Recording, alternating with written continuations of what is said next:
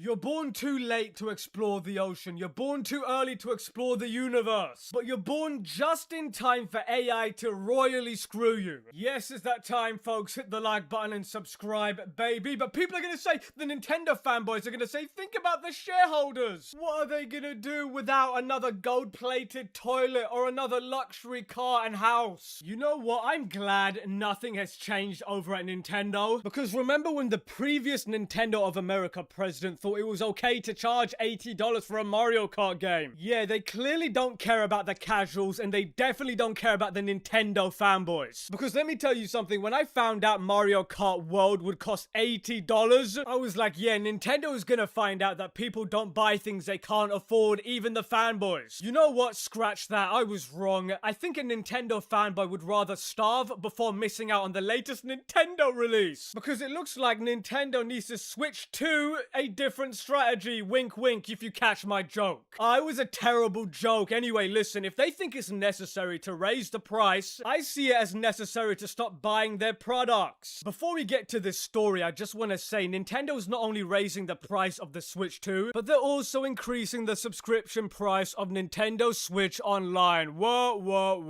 Oh, that's just awful. I'm still waiting for the prices to be lowered. Because I thought Nintendo said that you don't need a physical copy anymore. Here's a game key card. Anyway, Nintendo announces a Switch 2 price rise in light of changes in the market conditions and issues an apology. Because, yes, the dreaded market conditions. We heard the same thing from Microsoft and Sony. What are we gonna hear next? That game development costs has gotten so expensive, so we have to raise the prices. Here's an idea. Maybe don't contract 20 different studios, each having over 500 developers to make your one game, along with multiple useless consulting firms, and we all know what those people do. Maybe putting a stop to all that bull nonsense that might actually save you money, and we won't get another asset flip of Call of Duty. But let me just say something else. I remember when selling consoles at a loss was actually a strategy. I don't think this was the case for Nintendo, but people like Sony and Microsoft did that so they can drain people with games and subscriptions. We'll make our console like $200, and by the way, you have to spend $30 on Game Pass if you want to play anything. Oh yeah, we know how that works. You know something I just recently found out? Until 2025, Nintendo has never raised the price of a console after launch. Now, they've done it for 2 years running. Isn't that a sign of things to come? Anyway, Nintendo has announced price rises for the Switch 2 consoles across the globe, blaming it in changes in market conditions. What I love about Nintendo is that they first blamed the tariffs. Oh my god, it was Trump.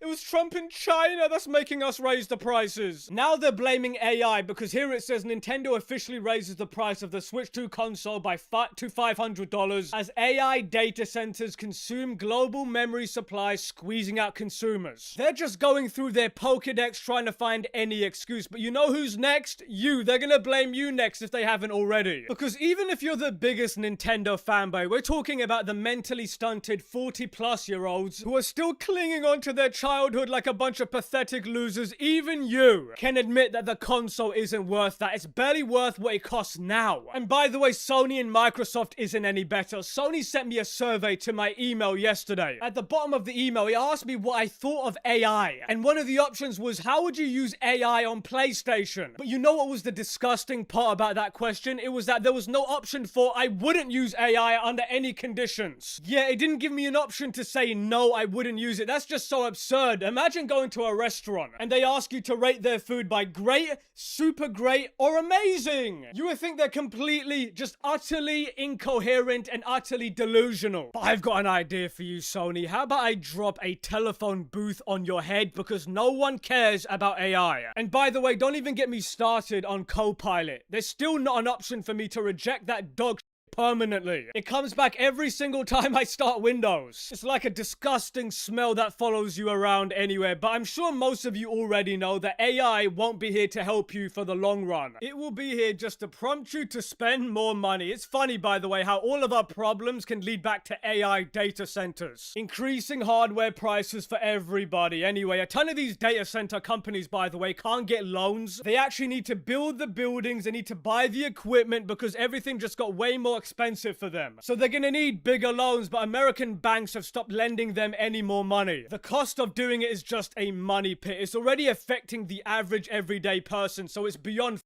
for all of us. If you're not scared, you should be. Anyway, given the impact of various changes in the market conditions is expected to extend over the medium to long term. Price revisions are also planned outside of Japan, Nintendo said. Isn't that just swell? In the US, the Switch 2 is going up by $50 from $449.99 to $499.99. In Canada, the Switch 2 rises from $629.99 to $679.99. In Europe, the Switch 2 goes up from $469.99 to $499.99. You know what's sad is that gaming as a hobby is already getting way too expensive. These companies keep pushing gamers away to a different hobby. What a great business strategy, folks. And if things keep going this direction, Nintendo, get used to people living without your product. That doesn't just go for Nintendo, that goes for pretty much everything else right now. It'll be harder for you to sell us what you're trying to sell. Thankfully, if you're like me, I have a backlog of games to fall back on. I just play older games now. They're cheaper and they're better. We peaked and now everything is going downhill. This is what I do. This is my routine. If a game is above $40, I wait for a sale or I end up never playing it. I'm not even kidding. I mean, there's literally 500 hours of indie games to play that cost less than like $20. Yeah, there's like 50 games on Steam I haven't even touched yet. Anyway, the Nintendo Switch 2 price rise news follows a similar announcement from both Microsoft and Sony amid a challenging economy and global electronics component shortage fueled by the AI boom. In its outlook for the current financial year ending in March 31st, 2027, Nintendo said the Switch 2 got off to a good start following its June 2025 launch. It's now sold 19.86 million units. However, it admitted Switch 2 sales were more concentrated in the launch year in comparison to previous hardware systems, which tells me that the holiday sales weren't very good over there at Nintendo. But there's no doubting that the Switch 2 had a very strong start. I said from the very beginning that the normies were gonna come out in force because Nintendo is probably the one company I can think of that it doesn't matter what they do, people will just beg and plead for the next Nintendo console. That's why a boycott of the Switch 2 made no sense. It's as effective as a boycott of McDonald's. It's never going to work because the FOMO is just too much for some peasants. Getting people to stop buying things immediately after it comes out is almost impossible. Anyway, as it stands, the Nintendo Switch 2 hardware sell-through was higher than posted by Nintendo Switch in its first full fiscal year, and annual playing users exceeded 100 million, continuing the trend from the last fiscal year. The price rise kick in on September 1st, 2026. Nintendo warned price rises for the Switch 2 and the original Switch are coming in other regions. Like I said earlier, the only winning move is not to play it or buy it when it comes out. If we did that to Nintendo, Sony, and Microsoft, it would just take a few years and they'd just beg us to lower the price. You know, when I was younger, we envisioned a dystopic, cyberpunk future. Yeah, when I was a kid, I really thought that we'd get mega buildings, flying cars, some ads or whatever, technology beyond our understanding. But the reality is, we live in an era where take out the mega buildings, take out the flying cars and the advancement in technology, and the only future we're getting is AI slop. Aren't you excited? And you know what? Before I go, let me leave you with a quote from the great Reggie. The graveyard of any industry is filled with the headstones of companies who decided to keep doing things the same old way. Wink, wink. Playing only in the margin, making things just a little bit better. That strategy works for a while, but ultimately it's fatal. Over the years, our industry has come to accept progress by simply what's on screen. Nintendo's way is to challenge conventional thinking, not just for the sake of doing things differently, but to do things better. He said that in E3 2006, and we are 20 years later, and Nintendo is doing the exact opposite. Let me know what you think in the comments about this price rise. I'll be very interested to see. Manix out.